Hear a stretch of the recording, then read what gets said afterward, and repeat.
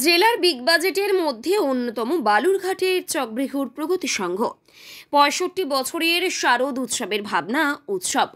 দুর্গাপুজো হিন্দুদের শ্রেষ্ঠ উৎসব, তাই এবারের পুজোর বিষয় উৎসব। জেলার বিখ্যাত ডেকোরেটার্স পরিবর্তন ডেকোরেটার্স পরিবেশ বান্ধবী জিনিসপত্র দিয়ে সম্পূর্ণ কাল্পনিক ভাবনা নিয়ে গড়ে তোলা হচ্ছে পুজো মণ্ডপ।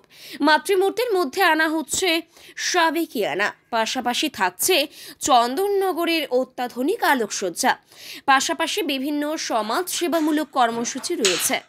প্রগতি সংঘের সদস্য মৃত্যুঞ্জয় কুণ্ডু জানালেন,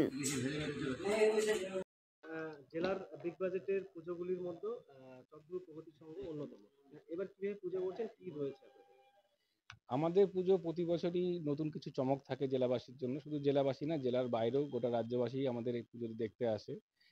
তো এবারও আমাদের চিন্তা ভাবনাতে এসছে, এবার আমাদের যেটা থিম সেটা হলো আমাদের এবার ভাবনা, মানে বাঙালির যেহেতু শ্রেষ্ঠ উৎসব দুর্গাপূজা, সেই চিন্তা ভাবনাকে রেখেই তাদের স্বভাবনা সবটাকেই আমরা ভাবনাতে রূপান্তরিত করতে চাইছি। তো আমাদের দুর্গাপুজোতে এবারও নতুন সব চমক থাকবে। আর পরিবেশের কথা চিন্তা করে সব পরিবেশ বান্ধব দিয়েই আমাদের সমস্ত জিনিস তৈরি হচ্ছে। ক্ষুদ্র কুটির শিল্পের কাজ হচ্ছে। আমাদের এবার 65তম বর্ষ। আলোকসজ্জা এবং প্রতিমায় কি রয়েছে? প্রতিমা এবার আমাদের সাবেকিয়ানায় থাকছে প্রতিমা।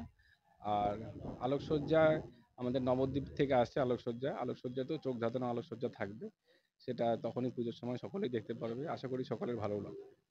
এছাড়া আপনাদের কি সামাজিক কার্যকলাপ রয়েছে? আমাদের তো সারা বছরই কিছু কার্যকলাপ থাকে, সামাজিক কার্যকলাপ। যেমন আমাদের খুঁটি পুজোর দিন বৃক্ষরোপণ থেকে শুরু করে চারা গাছ বিতরণ এই সমস্ত ছিল। তারপরে অসহায় দরিদ্র মানুষ আর্থিক সহায়তা তাদেরকে করেছিলাম। এবং আমাদের যে উদ্বোধনের দিন সেদিন আমাদের বস্ত্র বিতরণ আছে।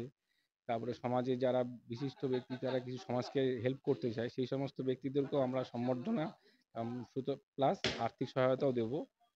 তাছাড়া অষ্টমীর দিন আমাদের প্রসাদ বিতরণ আছে।